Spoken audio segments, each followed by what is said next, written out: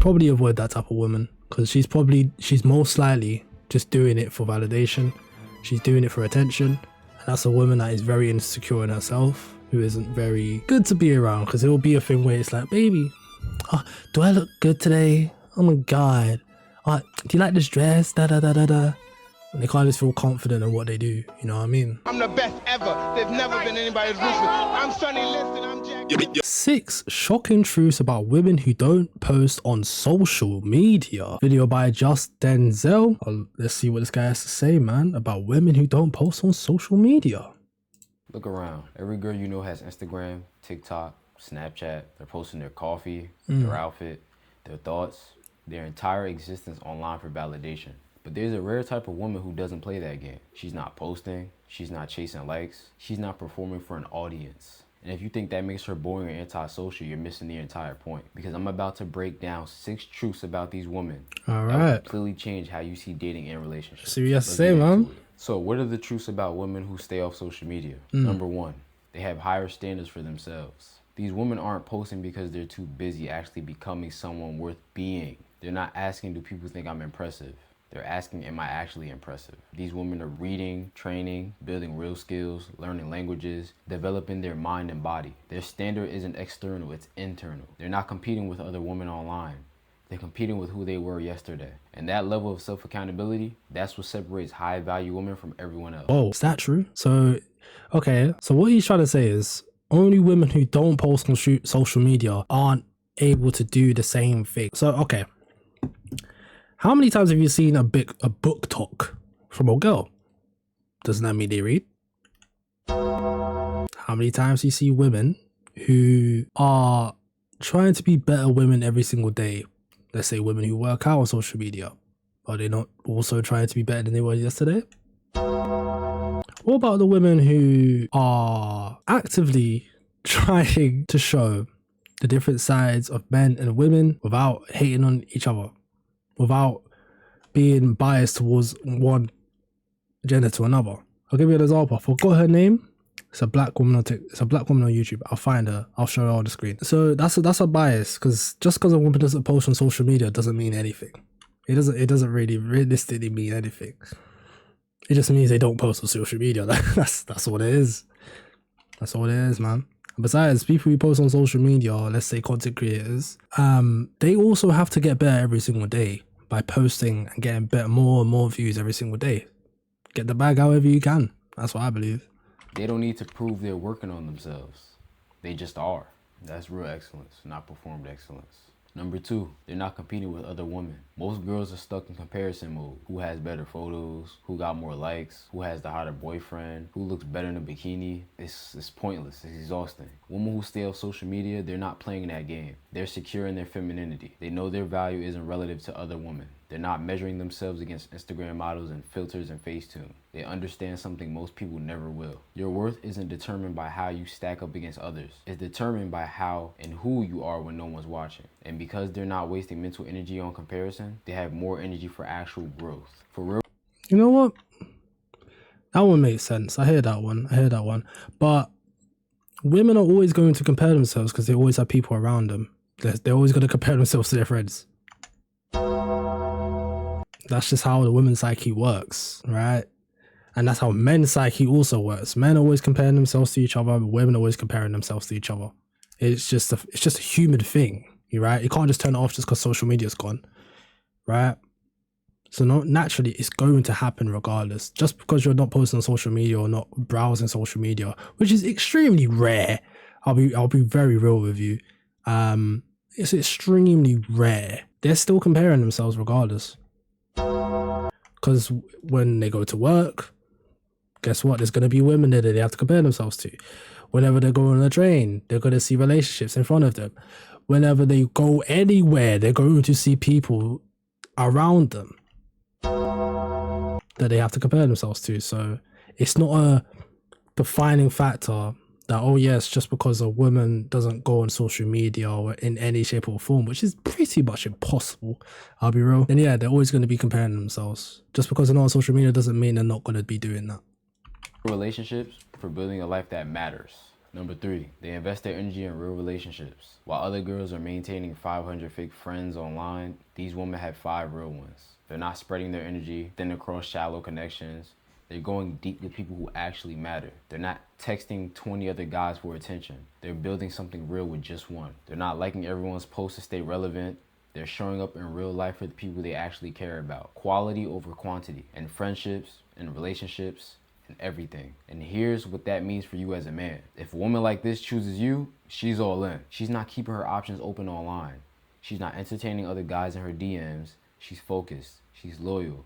She's present. Well, once again, yeah, okay, he understands that it's rare. So, okay, I can see how that makes sense. 100%. But there's definitely women on social media who don't prioritize having 100 men in their phone. And that's not rare. So, yeah, I hear that. I can see where he's coming from with that one. Obviously, if somebody who doesn't post on social media doesn't have fake friends, but in reality, they in order for them to get the friends in the first place, they most likely had to meet them in person. So in order to maintain a strong relationship, you had to meet the person in person. So that one I kind of agree with. That's rare. That's valuable, bro. Number 4, they understand attention economics. These women get something most people don't. Attention is currency. And when you're constantly available online, constantly responding, constantly visible, your attention becomes cheap. They make their attention valuable by being selective about where they give it. They're not replying to every DM. They're not entertaining every guy who slides in. They're not accessible 24/7. And that scarcity creates value. When she gives you her time, her focus, her energy, it actually means something because she doesn't give it to everyone. Compare that to the girl who's always online, always available, always responding to everybody. Her attention is worthless because it's everywhere. These women understand the game. And they're playing it at a higher level than most people even realize. Yeah, but majority of women who have a lot of options, they don't reply to every single guy. It's just a fact. They don't reply to every single guy. That one there, there's contradictions in that one still. Because how would she be able to reply or even get any DMs if she's not on social media at all? Contradiction. So that means she has to be on social media to not reply to people on social media. Number 5, they're comfortable being alone. Most people can't sit with themselves for 5 minutes without scrolling, without distraction, without constant stimulation. They're terrified of being alone with their own thoughts. These women, they're not desperate for constant connection. They can be alone. They can stay alone without feeling lonely. They don't need validation every hour to feel okay about themselves. That's emotional maturity. That's the difference between a woman who needs you and a woman who chooses you. And trust me, you want to be chosen, not needed. Because a woman who's comfortable alone is a woman who's with you because she wants to be, not because she's afraid of being by herself. That's the foundation of a real relationship, not codependency. Yeah, 100%. He's right about that one. 100%. 100%.